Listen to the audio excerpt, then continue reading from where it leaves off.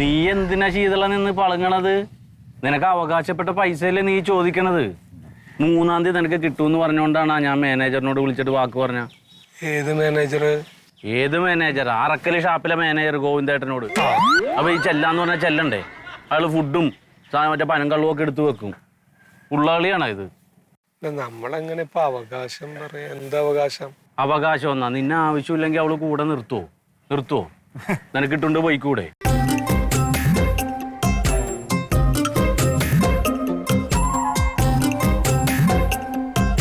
അതില് വന്നിട്ടുണ്ട്. ചെന്ന് ചോദിക്ക്. ഒരു തണുപ്പ് മട്ട് വാട്ട ഒന്ന് സ്ട്രോങ് ആകും. ചോദിച്ചു. എന്റെ മുഖത്ത് നോക്കിയതാ. നീ പിന്നെ എന്തിനാ വെച്ചിനി? ഒന്ന് സ്ട്രോങ് ആകും. ശീതളുടെ വരെ സർക്കാരിന്റെ ഭാര്യ. സർക്കാരിന്റെ വിഷയല്ലേ? ചെല്ലുന്ന തുണി കടിക്ക. ഒന്നാമത്തെ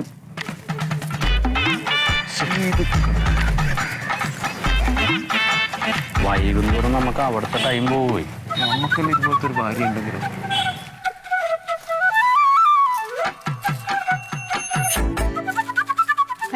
കിട്ടിയിട്ടില്ല പ്രാവശ്യം.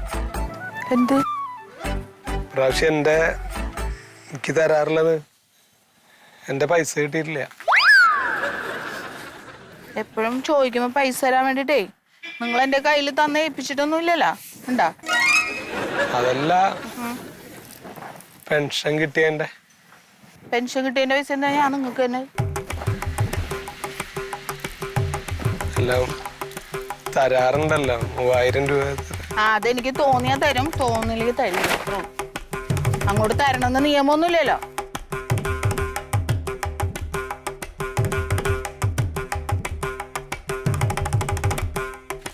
അല്ല, 3000 രൂപ തരുകയാണെങ്കിലേ അമ്മയ്ക്ക് സുഖമില്ല. അതാ. ആരുടെ അമ്മയ്ക്ക്? പ്യാരിജാതന്റെ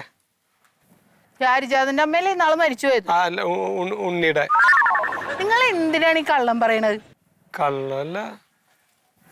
ഒന്നാമത് ഈ വായി നോക്കിയാളായിട്ടുള്ള കൂട്ട് നിർത്തിയാൽ തന്നെ പകുതി നന്നാകും. അയ്യോ, അത് പറ്റില്ല. അമ്മാവൻ വരട്ടെ, എന്നിട്ട് ആലോചിക്കാം നമുക്ക്. പോണം. പോയിക്കോ.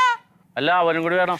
എന്നാ പോ. ചെല്ലുതേ വിളിക്കണ കൂട്ടുകാരി. അമ്മാവനെ വിളിക്കണ്ട കേട്ടോ. അമ്മാവൻ വരൂ. ഇപ്പ അമ്മാവനാണല്ലോ നിനക്കൊരു കൂട്ടാകട്ടെ എന്നൊക്കെ പറഞ്ഞ് നിങ്ങളെ എനിക്ക് കണ്ടുപിടിച്ച് തന്നത്. വരട്ടെ. നീ എല്ലാത്തിനും അമ്മാവനെ വിളിക്കേണ്ട കാര്യമില്ല. കാര്യമുണ്ട്.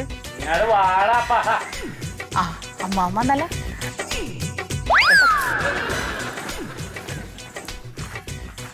കാശിരാണെങ്കിൽ എനിക്ക് പോകാൻ.